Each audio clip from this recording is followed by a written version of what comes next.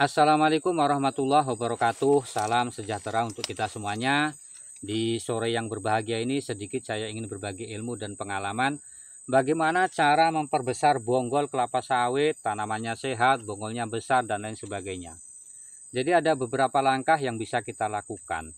Langkah yang pertama adalah kita bersihkan piringan kelapa sawit kita itu dari gulma-gulma berbahaya. Kalau kita bicara masalah gulma, maka biasanya gulma yang dominan tumbuh di kebun kelapa sawit itu ada dua macam. Yang pertama adalah gulma berbahaya, yaitu gulma-gulma yang kehadirannya bisa menjadi pesaing utama tanaman kita dalam memperoleh air, unsur hara, dan sinar matahari.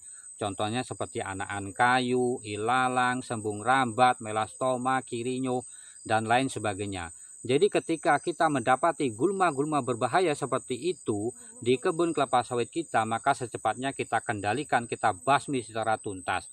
Terlebih ketika gulma tersebut tumbuh di sekitaran tanaman kelapa sawit kita atau di piringan, maka secepatnya kita basmi, kita kendalikan.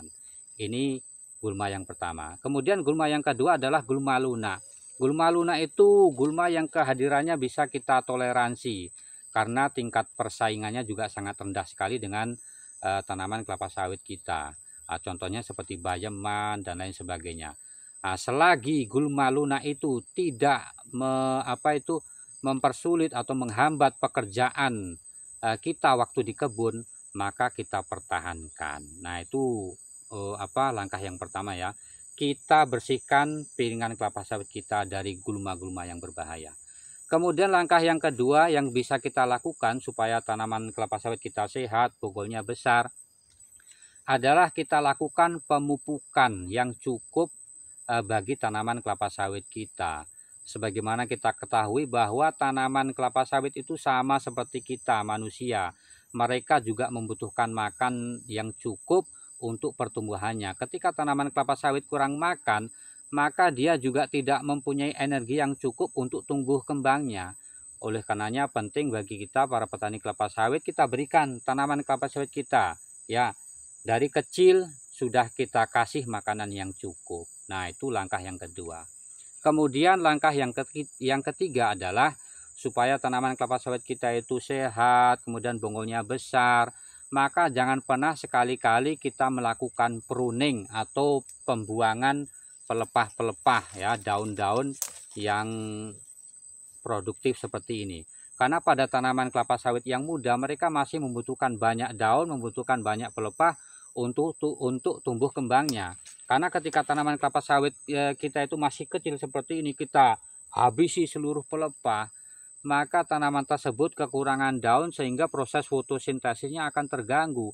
Akan sedikit daun-daun yang akan bekerja melakukan proses fotosintesis sehingga perkembangannya juga akan terhambat.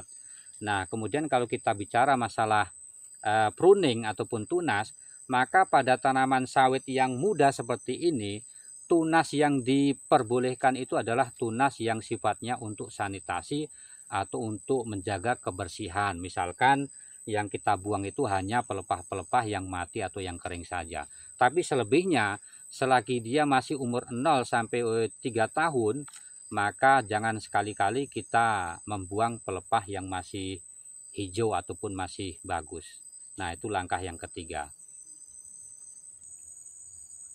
Kemudian langkah yang keempat adalah kita lakukan kastrasi pada tanaman kelapa sawit kita.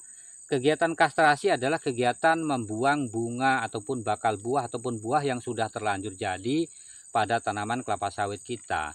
Biasanya tanaman kelapa sawit itu akan mulai mengeluarkan bunga pada umur 12 bulan setelah tanam, dan kegiatan kastrasi atau pembuangan bunga, bakal buah ataupun buah itu kita lakukan sampai umur 24 bulan. Sehingga kegiatan kastrasi ini bisa mendukung pertumbuhan vegetatif tanaman itu sendiri, di mana dia akan menguatkan akar, menguatkan batang, memperbesar batang, kemudian mendukung pertumbuhan daun dan lain sebagainya. Sehingga ketika kita tinggalkan kegiatan kastrasi, kemudian kita paksakan tanaman kelapa sawit yang usianya masih muda, kita paksakan untuk berbuah, maka batang kelapa sawit kita bisa kita pastikan akan mengecil.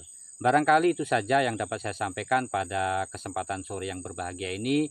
Terima kasih bagi yang sudah menonton, dan mohon maaf barangkali jika ada kesalahan dalam penyampaian ataupun kekurangan. Saya akhiri, salam petani kelapa sawit Indonesia.